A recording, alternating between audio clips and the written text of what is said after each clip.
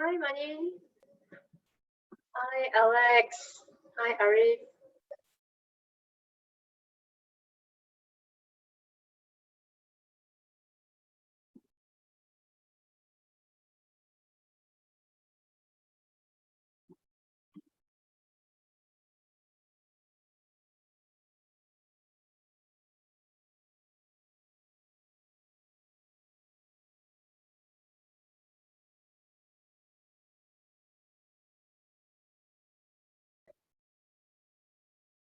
Thanks for joining, Alex.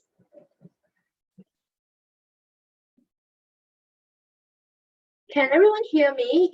If you can hear me, maybe you can say something like hi or just type something. Hi, Anthony.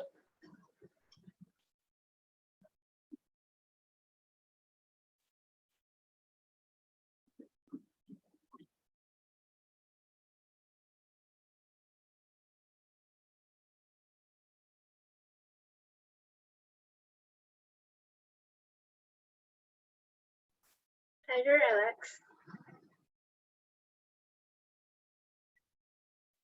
Hope it will help you recruit more students to GMT Academy.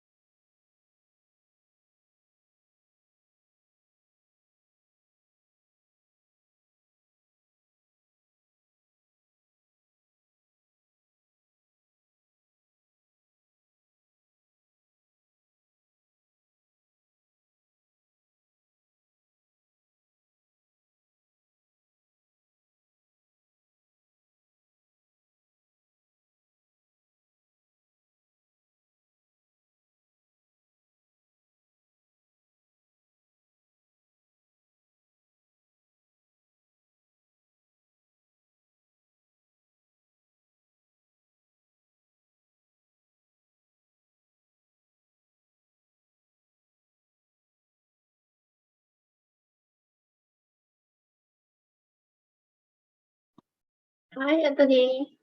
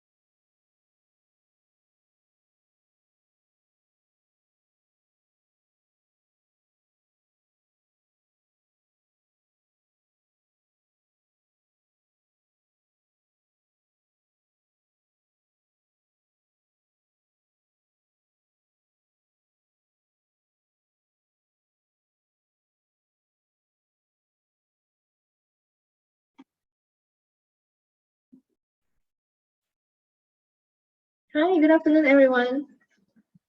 Can everyone hear me? If you can hear me, maybe you type on the chat HI.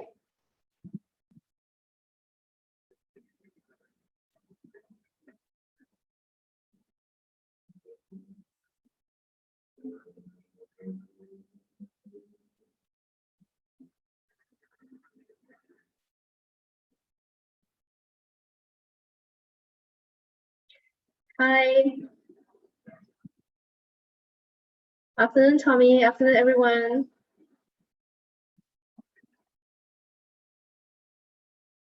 Afternoon, Nasira.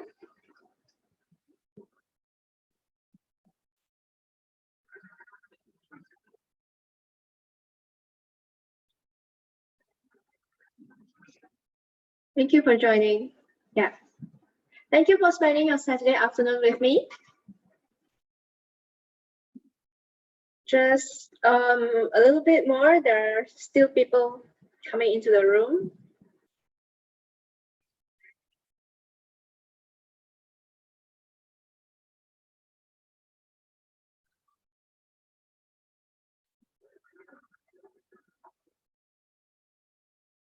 Azure, Nasira.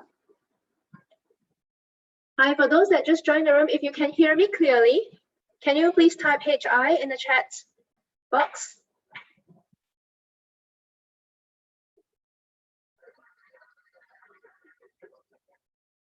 Hi, Anthony. Hi, Raihan.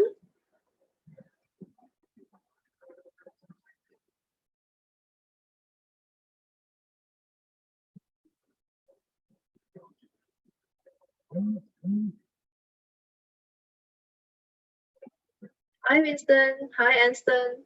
Hi, Anton.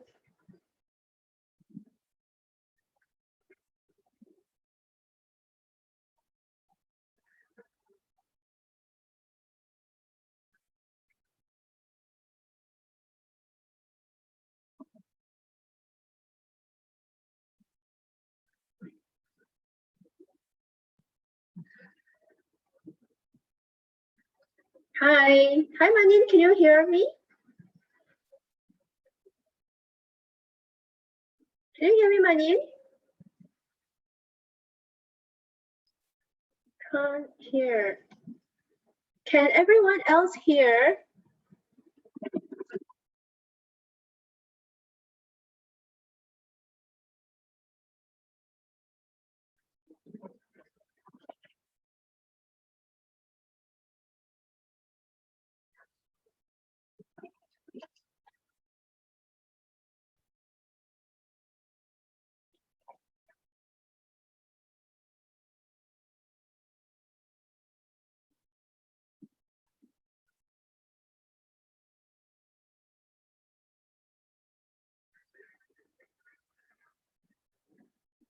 Hi, so everyone else can hear me. That's great.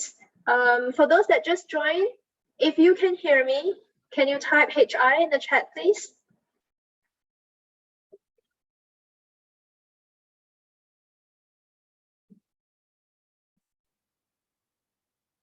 Hi, Ibrahim.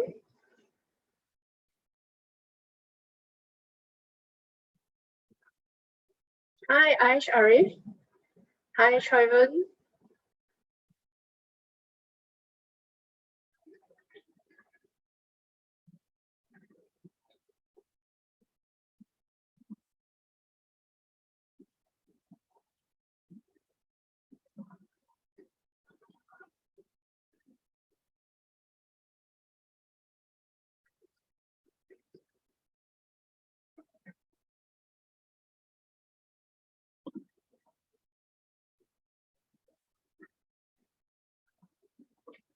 Okay, good afternoon, everybody. Good afternoon again. Thank you for spending your Saturday afternoon with me. Thank you for joining my talk today on how to recruit students to universities and colleges in 2021 and beyond. My name is Lisa.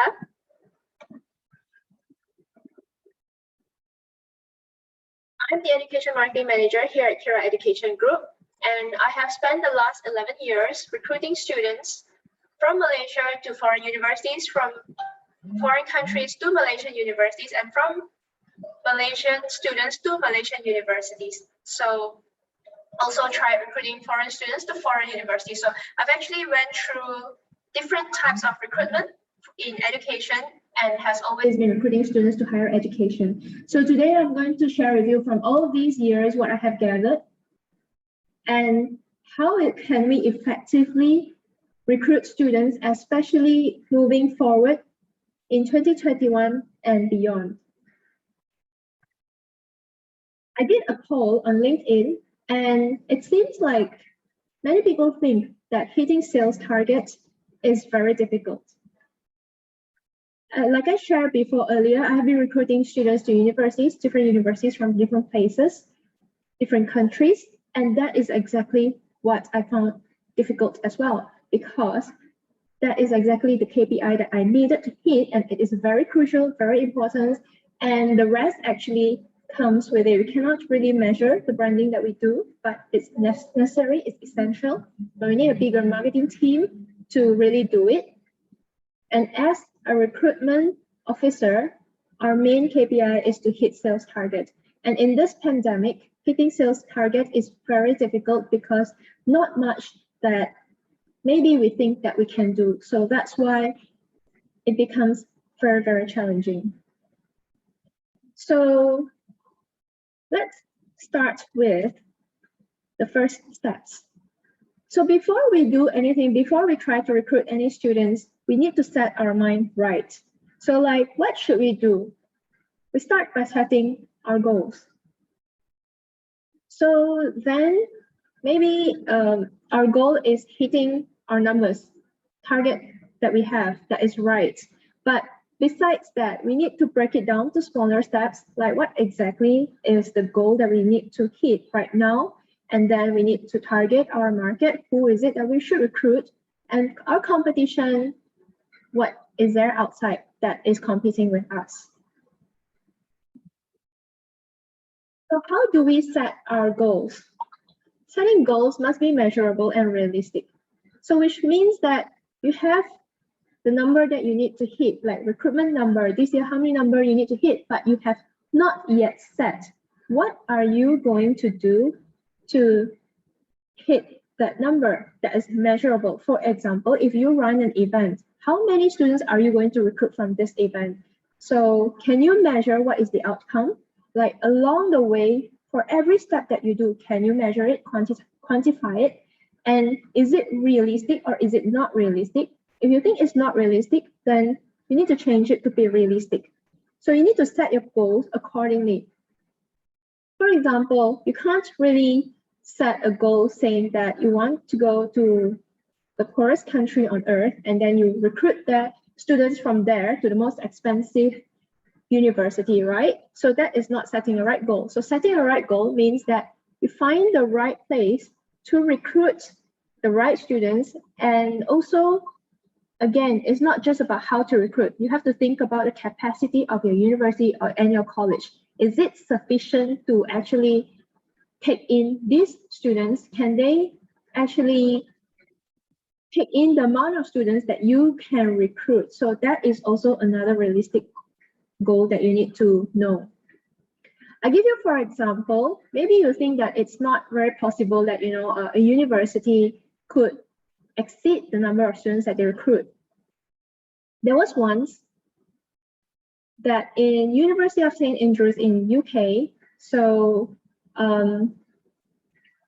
Prince William decided to take up the offer to study in University of St. Andrews. And that year itself, universities usually will give out more offer than what they actually can take because not everybody will accept the offer. So what happened was, because everybody knew that Prince William decided to study there, and a lot of people accepted the offer over there. And guess what? Most of them are females. So there was an imbalance. And so because of this imbalance, hostels were difficult. There are not many places to stay. And, male dormitories converted to female dormitories. And there is a lot of shared dormitories. And, there was just so insufficient place. But because they have given out the offer, they have to honor that when students accepted it. So they figure out a way. But that's what we meant by, maybe sometimes your university may not really be able to cope with what you have. So before you even set the goal, you need to make sure your university is capable of coping the admissions, your hostels, your classes, make sure your course is running for that year, and especially now pandemic, what are the alternatives if they cannot do a physical class? Is there an online class for them? So these are the things that you will need to take in mind when you set your goals. Need to be realistic. And then next, you need to understand your target market. This is with or without the pandemic, this is something that you really need to do. So you need to understand who are they. So every institutions, you have different target markets. Of course, age group will be similar because they are coming from the same generation, but there are a lot more. So you need to know also where are they from, what do they want, and who are your competitors, what kind of competition are you facing? So let's break it down a little bit more. So who are they? Now, if you are a college and a university, you will be targeting millennials and Gen Z. Millennials, people like me, I'm one millennial myself. So we are already in the workforce.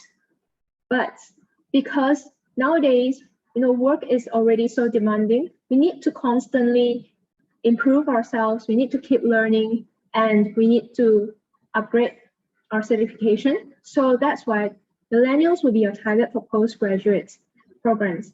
From my experience, recent 2-3 years, there are a lot more demand for postgraduate courses as well as online courses. People are a little bit more accepting on online courses nowadays because it's convenient and people are working and they want to get courses, maybe it's running from another country, but they live in somewhere else and they can actually conveniently get a certificate from that.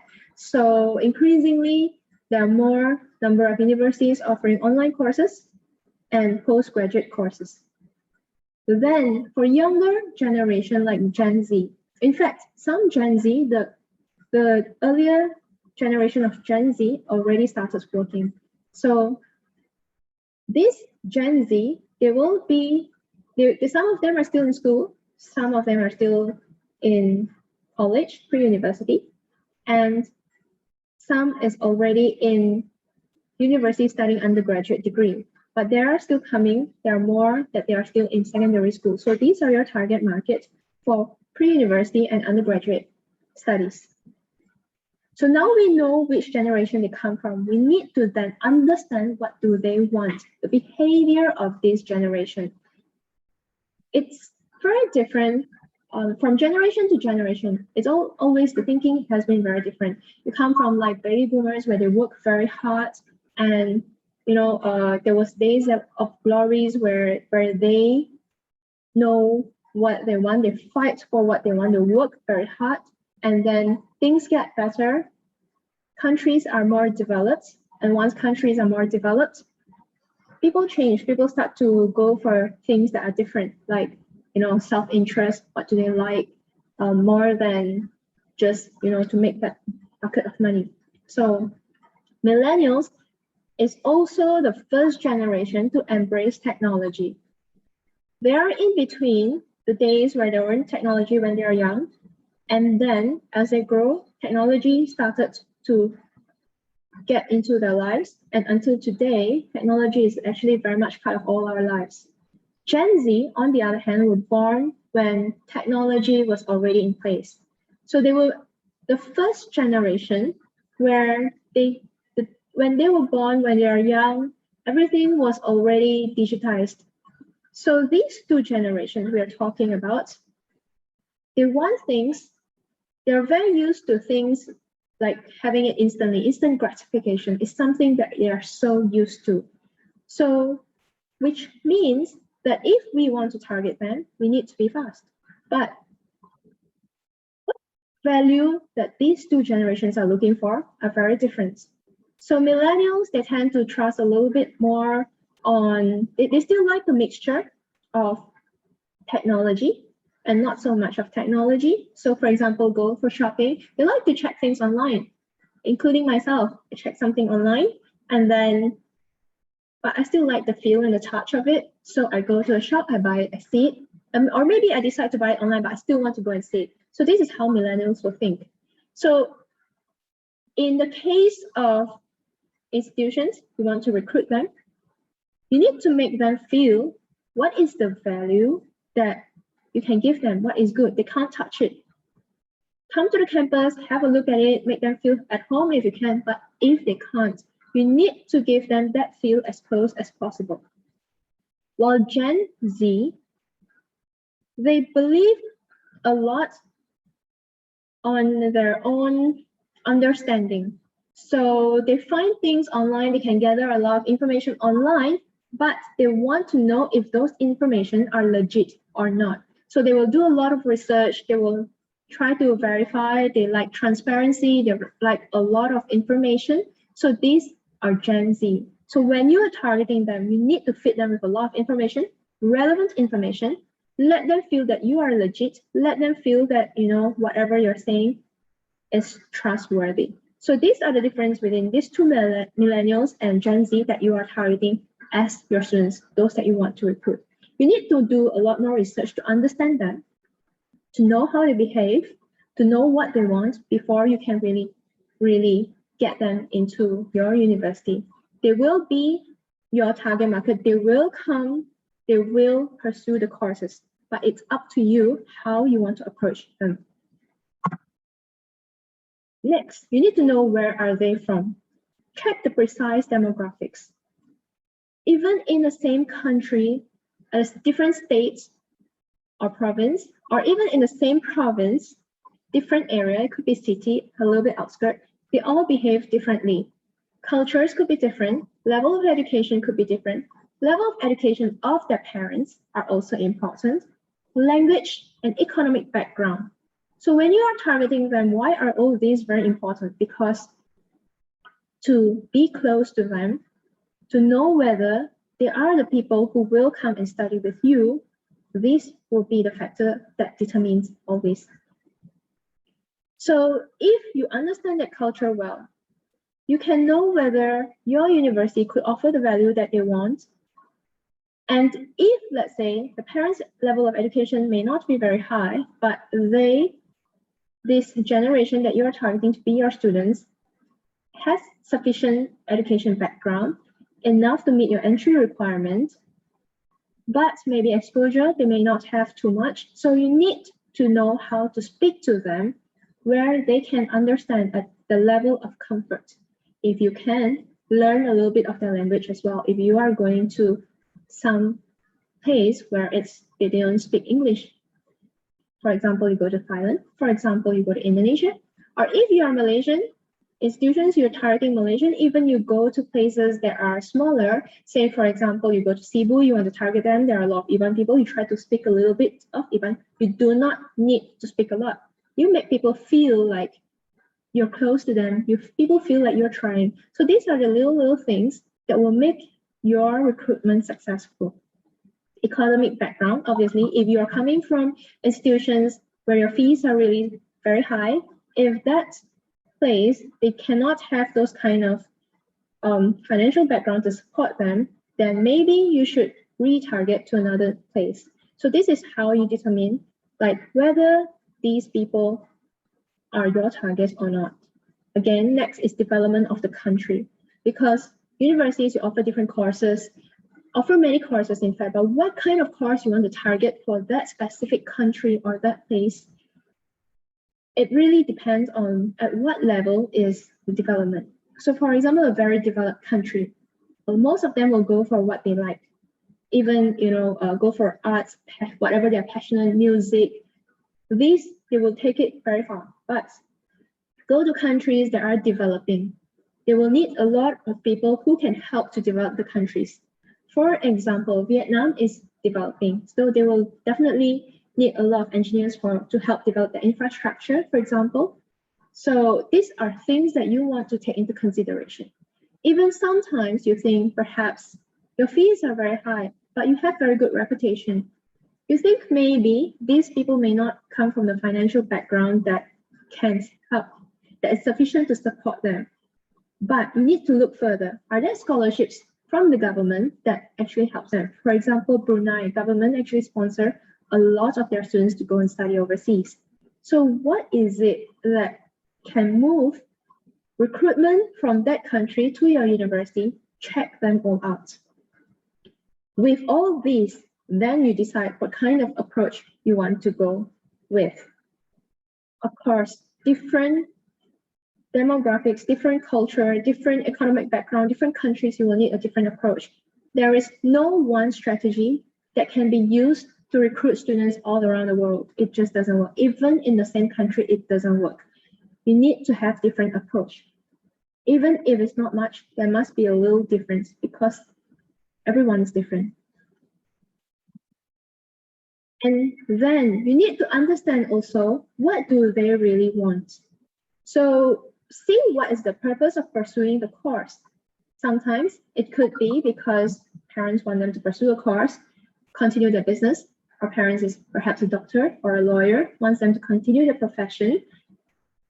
But what is it that they want is very important, because if not, again, students, because again, there is transformation in the different generation. Last time it used to be where parents really will be the one to make the decision what their children would study. But now things are changing. It's a little bit different. I have even seen, I've come across where, there was a student who's brilliant, parents, doctors, they want him to finish the studies, and then they want him to be a doctor. There were arguments, of course, and because this boy, he couldn't, of course, he's living, under parents, everything was under parents, he did whatever the parents want. He came back, graduated with a certificate. He can be a medical doctor, but he threw that certificate to the parents and said, now I'm going to do something else. Imagine the time, the money wasted, the effort. And of course, the family is not, that great. So these are the things that we do not really want to force it to students. So it's a lot of times where we'll see like parents, students, they have very different mindset. They want different things. So our role here, if you want to maintain your university reputation, it's very good to find a way to really come to a good conclusion, a closure for both of them, because we don't want students to come in and then drop out halfway as well. So you play a very important role here, where advice is really necessary, and you really need to know what is it that your course really teach, so that you can advise the students and parents properly. So see also what they are interested in, catch their attention. If they're really those type where they're really very students, very academic, they only want the certificate, then you need to talk to them about that. But if, let's say, they want something else, like the experience or maybe the campus life, so what exactly are they interested in? Find out, talk to them, build relationship with them. So this is how you profile your students, how you target your students. So you need to understand what they want, where they come from. That's very important. So what is it really that they want to achieve at the end of it? It's really, really important. So make them feel like you are helping them to achieve their dream. That's how you build a good relationship with your prospects. And of course, competition, define who's your competitors. All universities and colleges could be your competitors, but you also need to segmentize them. See what exactly they're doing. Who are your closest competitors? What are they doing? Events that they run, marketing activities that they run, those that they run, is it good or is it not that great? If it's good, is it suitable for you? Could you do better than them? What values could you offer that is better than your competitors? Find out all this. These are very important.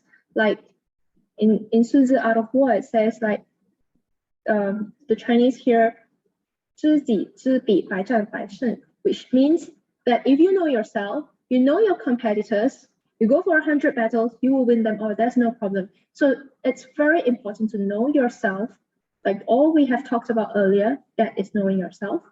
Now you know your competitors, know what they're doing, know what they're offering, and these are all the knowledge that you will need to first start before you can really target who you want to recruit.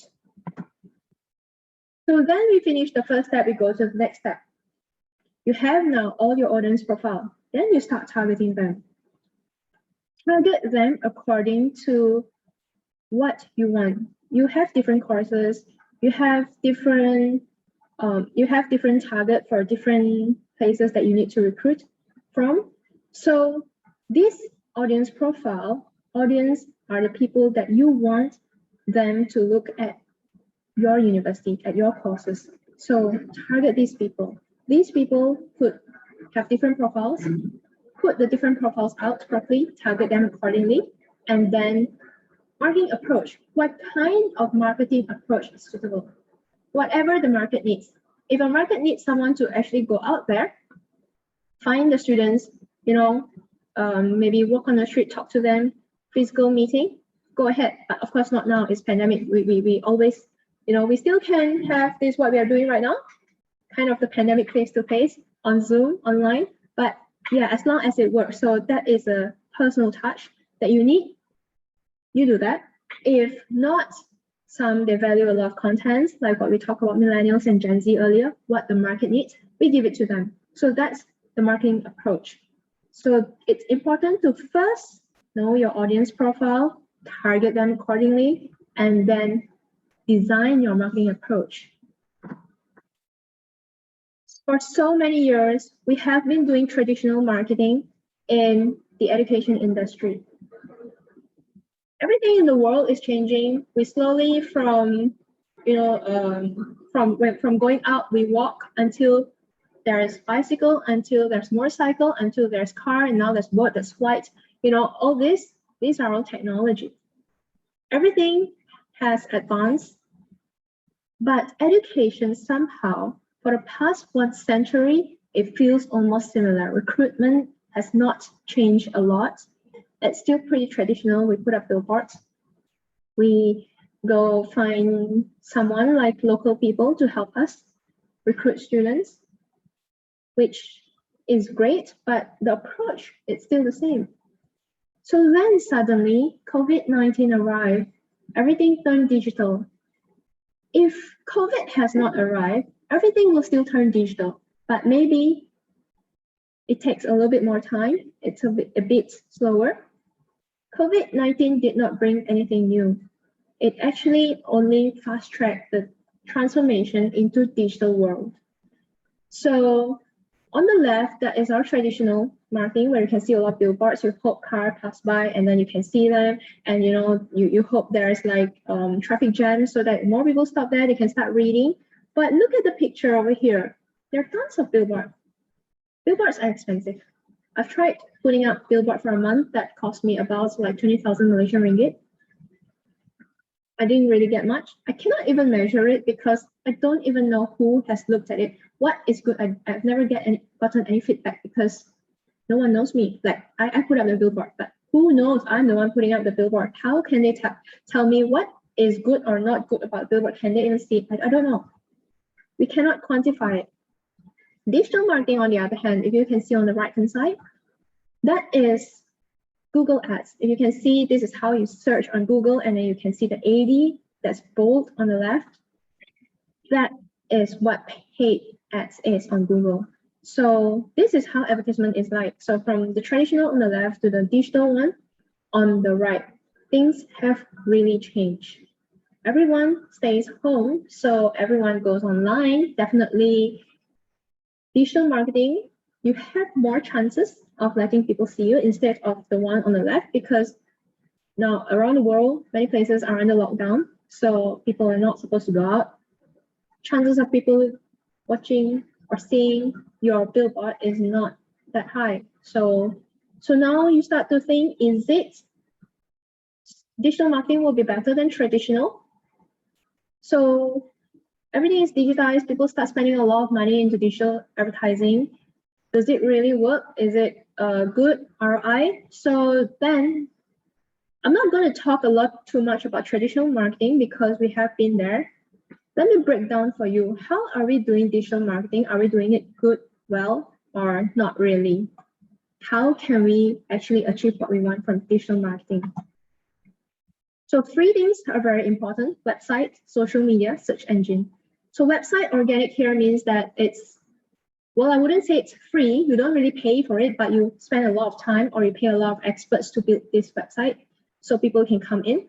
So then the social media like Facebook, Instagram, TikTok, LinkedIn, Weibo, all this can be organic, can be paid. Search engine, Google, Baidu, organic and paid as well. So it really depends on where you're targeting. So let's talk about examples that is on the website. What can you do with it? So you need to really show your value, your brand personality, and your mission, etc. on the website. This is who you want people to perceive you as, like yourself, your image. So this is your institution's image. And what do you really do with it? When people come in, they see, you know, you want to brand yourself. This is your personality that you want to show. When people come in, track their behavior. This is analytics. See how long they come in for, you know, the age group, the people that come into your website, did they navigate to another page? Is there anything that they're doing over there? How long did they spend time there? What are the kind, the gender, you know, how did they come in? Is it through using a laptop, a desktop, or, you know, a mobile tablet, stuff like that? So things like this are very important. We need to track them. But a lot of you here, I understand that, you know, you're all in recruitment, just like how I was. So this may not be something that maybe you think is out of your reach, but it's always, if you never try, you never know. That's what I did as well. Look at my website, I think it's not working. Share it with my marketing team. And it may take time because, you know, institutions are not small, but at least if there is something that you want to be up there, have your branding, at least for your own region, your page, it could possibly be done. And what do you want on your own page? Like, I mean, for your region. So do that as well, because that is local targeting. Then maybe you can't get hold of, you know, the analytics like Google Analytics and all that, or maybe even you get hold of it, you don't really know how to use it. You don't know how to track it because, you know, we are not digital marketing professionals. It doesn't matter. See what your company is using. A lot of institutions, you have a lot of tracking software, like maybe you're using Tableau, you're using see whatever you have, even CRM like Salesforce, Zoho, yeah, whatever there is for you that you can track what, like the leads that come in, your students, where they come from, those that you follow up, who actually, you know, get these leads come in, whatever media, get all those information so you know what to do next. How do you want to target your students? And then just an example here, we have Facebook advertising. I'm using Facebook because most people are on Facebook, but I'm not going to share too much of it, but I'm going to share with you how much it costs. Count by per click. If you can see here, this average in 2020 up to the month of September. Average, we have 38 US cents per click.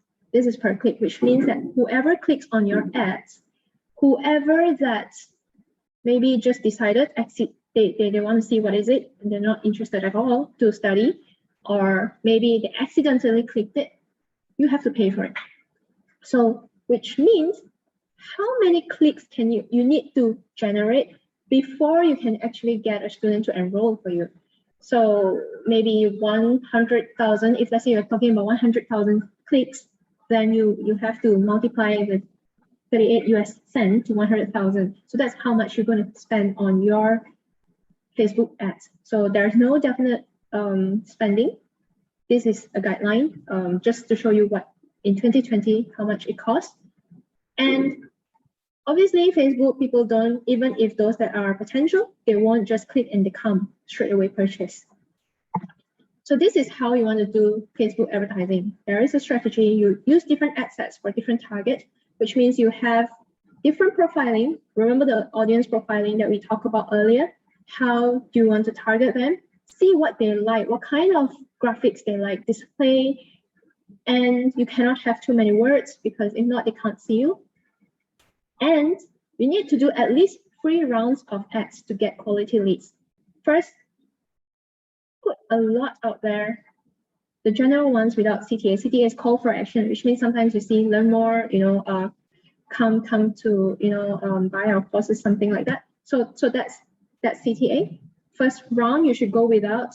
It's a general one, so people get to know you. So people get a little comfortable. This is how the behavior of people when they are using a device like a mobile device, especially Facebook, a lot of mobile device. So it's very different from traditional where they need to go and see something, they want to buy something, they go to a shop, they go shopping or whatever, they want to find a consultant. They need to get out, they need to dress up, a lot of effort, and drive a car, go through the traffic, find a parking, get into the shop or to see the consultant, with all the appointments, the time, all that, that's a lot of effort. So a lot of times it's a lot more genuine because they need to do a lot of things. But now in the digital world, it's so convenient. They could be, before they sleep, they saw this and then they decide to click that. So that's why we're targeting a lot more lead to generate into quality ones. So we need to really, first round, target a lot of people, let them know, roughly get comfortable. Second, we do retargeting. Look at the first round, who really, engage a little bit more. And then now you put a little bit more content. You study the behavior. Maybe you put a video in about yourself. Must be interesting, definitely, to catch people's attention. And then when, for example, like you do a video, they watch more than 50%. So this round, definitely the lead will be lesser, but you will pay more per click. This is how it works. So retargeting next round with a strong call to action. So how does it work is that you see those that, like if the example you use a video, if they watch more than 50%, then this is a lot of interest. So then now you narrow it down again. But again, you do retargeting, it will only get more and more expensive. So this is how roughly you can try to target your students. So then this is how it works. This is in 2020, how much it costs by average, like impressions, which means like the general, we just give an impression, people see it. So that is, they will cost more because you target a lot more people. And then, you have lead generation where you collect some lead conversion, where you have a strong landing page, they will click and then they'll go somewhere, the page that you have created. And then you have link clicks. So these are our campaigns, what you want them to do. So these are the costs. So if you can see over here, if you want impressions, it will cost probably like $1 US. So then you multiply, again, this is cost per click. So you multiply. Imagine you want 100,000 people to see this impression and then they click. So that will cost, multiply with 100,000. Why am I saying 100,000? Because conversion into actual enrollment is only 0.01% if you can have a whole dedicated team to do good follow-up. With all advertising, with all marketing strategy, you will need a very good follow-up. That is for sure, because if not, people will just forget about you. So that is Facebook advertising. So I'm using Facebook as an example for social media because it's most used so far. And then now we go to Google. So this is search engine. Google Ads, the one that I showed earlier, the picture where we have the word ad at the side. When you search on Google, that's paid. Same thing. If you can see in education, cost per click is $2.40. This is more expensive than if you can see earlier in Facebook. But if, let's say, you are in education, obviously higher institution, people need to be interested. People really want to see what is it about. This will be, I would choose this over Facebook, even though it's more expensive, because the lead would be a little bit more genuine, even though you still need to target a lot before you can really get your lead. So again, we need, and you need very strong materials. So in Google advertising, you need to really know what you want, specific goal. What is it you want? You want a lead, you want to sign up, you want a sales. what exactly you want from that one particular campaign. And maybe you spend some money to get software to see, what is a good keyword, get the exact match of what people are looking for, and also see your competitors, how much are they willing to pay for these keywords. So it goes on the bidding. More people want that keyword, the more it will cost. And of course, a strong landing page. You need to attract your audience attention, and you need to attract the right target audience. So you need, again, a team. So these are just the ones that I showed earlier. These are just those costs that we pay for Google. I'm not even talking about how much to set up your own digital team, or even you outsource it. So again, you need to segmentize, which means more work. So all these, if you cannot do, you can actually outsource it to digital marketing firm. You can pay them, but I can tell you it's not going to cost very little. And after doing it, maybe they're good, they're really good. They can do things for you, they generate leads. But again, you need to calculate whether you can get that return or not, the ROI. Is it good or is it not good?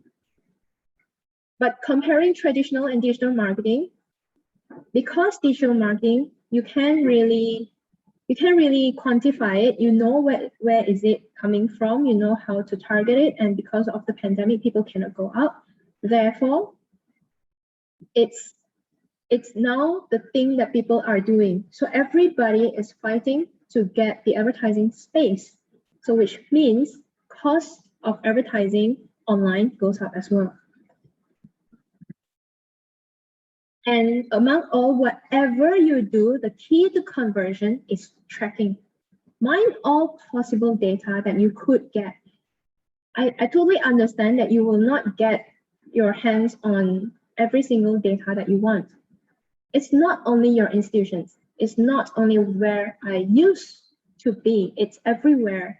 It's all companies. No one can have the accurate data. I mean, they can have more data than others. But because, every day, every minute, every moment, things are really changing. People are using, there's so many people in this world, everybody is just using the device all the time. People are online, you cannot get the most up to date because people, when I'm talking to you right now, people are still, browsing. So you need to get whatever you can possible as best as you could. And understand the software that your institution is paying for. A lot of institutions are paying for very expensive software. They can track a lot of things, but this is what I realized.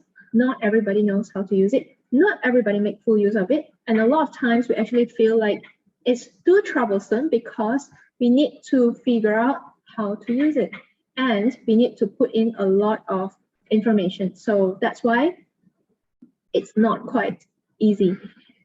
But trust me, if you actually learn how to use it, make full use of it, that's why institutions are paying so much for it. So that's the data you need to find out. Earlier, we can do a lot of events. Now with the pandemic, everything is difficult.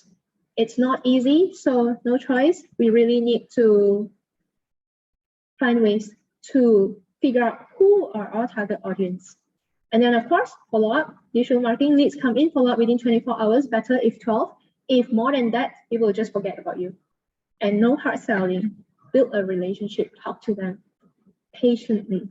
So this is really the key to conversion to get enrollment for your students. Now, how do you decide whether traditional or digital is good? So like I mentioned earlier, digital can be quantified, traditional not really. But if you go to less developed area, does it still work? Yes. Digital marketing, does it work? Not really, because they can't really get online. But do they have the money? Do they want to study? Yes, they want to. So what can you do? How is it best that if you need to choose, what is it that you should choose? So actually, if I can tell you, there's something that you don't really need to choose. We combine both traditional and digital marketing together. So like I introduced myself earlier, I'm from QERA Education Group. What QERA is? QERA is actually an app. So we really combine digital marketing and traditional marketing together. How does it work? So we have this app where you can list all your courses on our app. We are an online education hub where whatever education, all courses that you offer can be listed here, and students can come here, find your courses, purchase it, just like all other digital marketing you can do. You have content, give it to us, we help you. So we put it up for you. So then we don't charge you for doing like what digital consultancy firm charge you to do digital marketing. List your courses with us, and we don't charge, but we only charge commission just like how you pay all other agencies.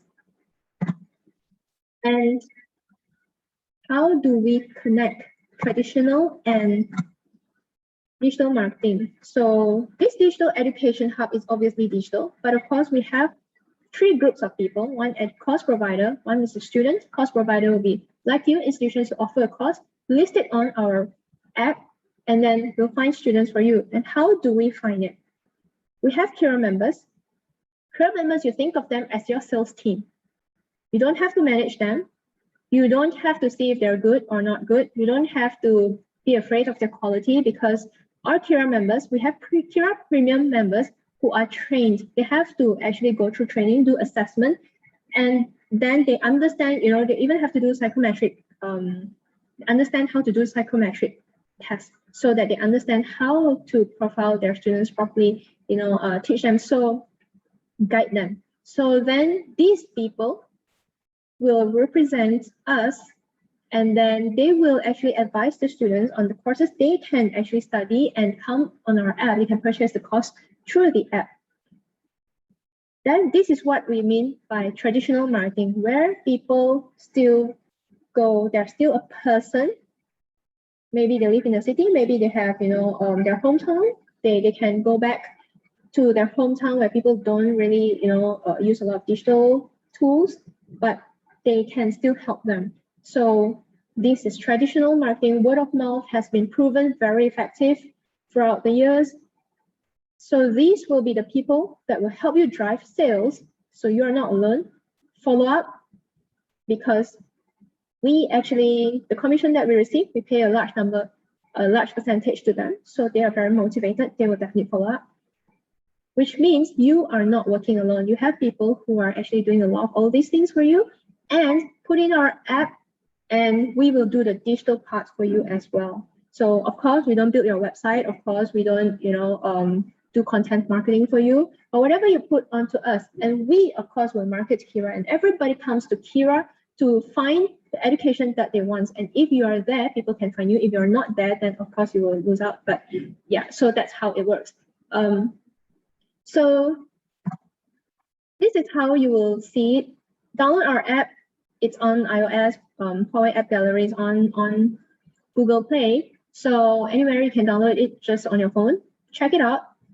This is how it will look like. We have everything, not just institution. We are talking about holistic education. Everything that you can learn, we will have it in our app. And you need to list, of course, you list your information here, and then people can look for you, look for your website, and they can even share it out with their friends if your course is good, suitable for them. This is how it means by the digital parts of it. And all this, you don't really have to do much. You just need to put in the information, give the material, upload this, and then give us some materials. We will help you promote here once in a while. Yeah. So we actually already have like over 500 partner universities and colleges.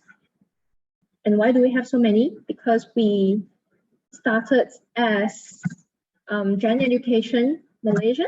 So we have gone through a long journey before we actually started QERA in 2020. So we have gone through many years of student recruitment. We understand the pain that recruiters and students go through. We want to bridge the gap, the connection, everything that is not there. We want to help the education industry move forward. And especially when the pandemic hit in 2020, it's even more crucial that people need to be connected. So QERA was made to connect. education throughout the world. It is Dr. Joseph. He is our visionary, and he is the one who started Gen Education as well as QERA now. So he founded QERA because he really believed, he's so passionate, he really believed everybody deserves to be educated, deserves the education that they like, or they want, or they need. And of course, he's not alone. Together, all the like-minded people, we also are very passionate in getting everybody out there, recruiters to get students, for students to get courses that they want. So we here is our team. So we have Singapore as our regional headquarters and Malaysia as our operations headquarters. So these are our core leaders over here to help out Dr. Joseph, and as well as our regional managers. We have in Indonesia, Thailand, Vietnam, Philippines, and we just only got on another in Cambodia. We just started one more. So this is how fast we have grown. We started in November 2020, and until today, it's actually not even a year, we have grown to so many countries. Can you imagine the power of how well education could be connected if we continue to grow? So this is really what we believe in. We want to connect global education. We want to give you a chance to find out, how we could help you to get more students. You don't really have to spend too much money on digital marketing or traditional marketing. We cover both here. Of course, spend the money to do good materials, give it to us. We do events if you want together. We can always collaborate better. But again, this is something that we want to do moving forward. It will be the future of education where everything is on an app. Developed or not so developed country, all we can use them. So people have a chance to have equal opportunity to get the education that they deserve. Yeah, so any question? This is our website and our FAQ. If let's say you are too shy to ask over here, but yeah, please, any question, unmute yourself to speak, or you can type in the chat. I can take any questions.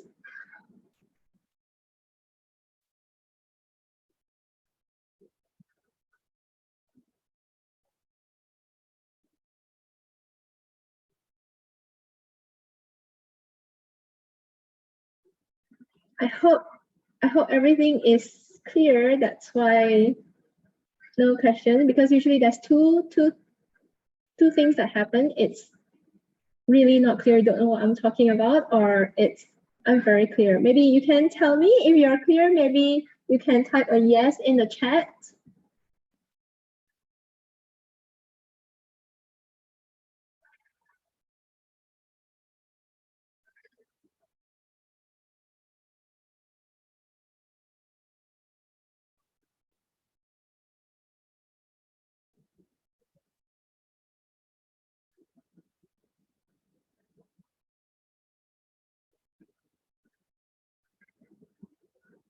Great. Great. So it's clear and nice. Thank you, Jack. So yeah, but meanwhile, if you find anything that you would like to know more after you go back, digest a little bit more, you can always reach out to me. Some of you may already know me, have my contact, just reach out to me personally, or not. In the LinkedIn, we still have the chat. We can reach out to me over there as well, or if not,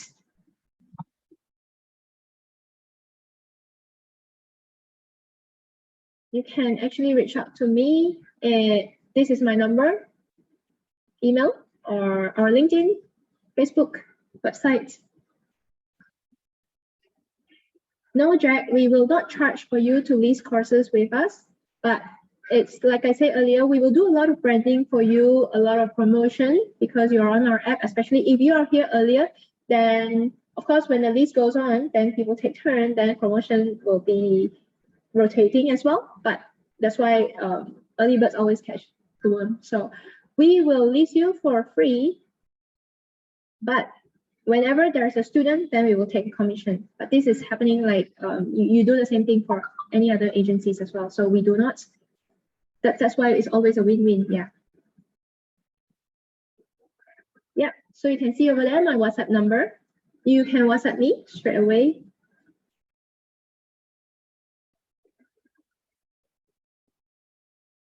Any other questions?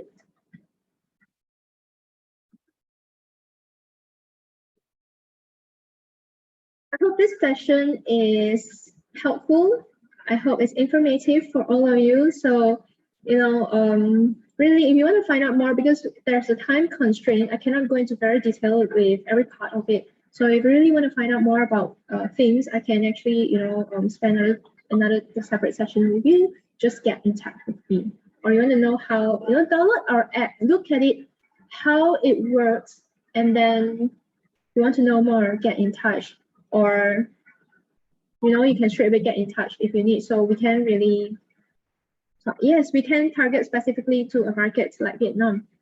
That's why if you saw earlier, we have regional team. So this will be something that we are targeting. So like, for example, in Vietnam, so Lucy will be the person in charge in Vietnam. She will really help, to target Vietnam, like in Vietnamese language as well. So, Vietnamese can understand. So same thing, Thailand, Indonesia, whichever market. So at this point of time, we are really targeting Southeast Asia. Yes. Yeah. So Lucy is the person in charge. So you can, get in touch. So Jack, are you can I know where exactly are you located, or your institution? Okay.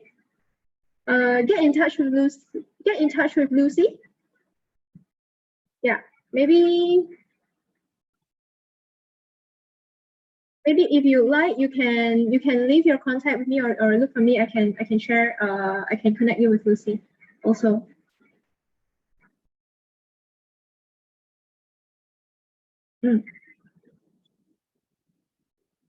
Pleasure, Jack.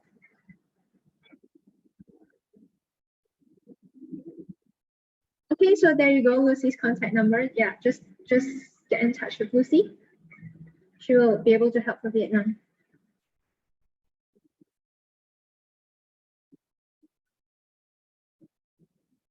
So yeah, so this is how it works. We don't require a lot of things on for you to sign up to list on our portal. We need to just have a little bit of your information so that we can create a portal for you on an account for you on our portal. So you'll be able to list your courses. So yeah, get in touch, and then we will get some information from you, and that is how it will go. So yeah, thank you. So yeah, don't take up too much of your time. If any question you want to ask after this, feel free to contact me, call me. I'm available anytime. Not midnight because I need to sleep. Yeah. So, but other than that, I'm always here for you. So thank you, and have a good weekend, everybody.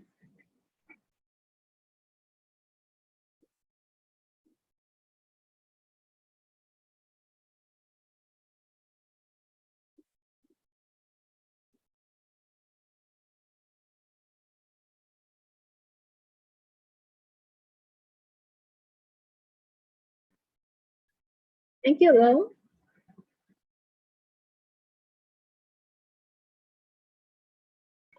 I'll just stay for a little bit more. If you have anything, you can still ask. Yeah, I'll get until like most people. Thank you, Winston, for joining. Thank you, Van An.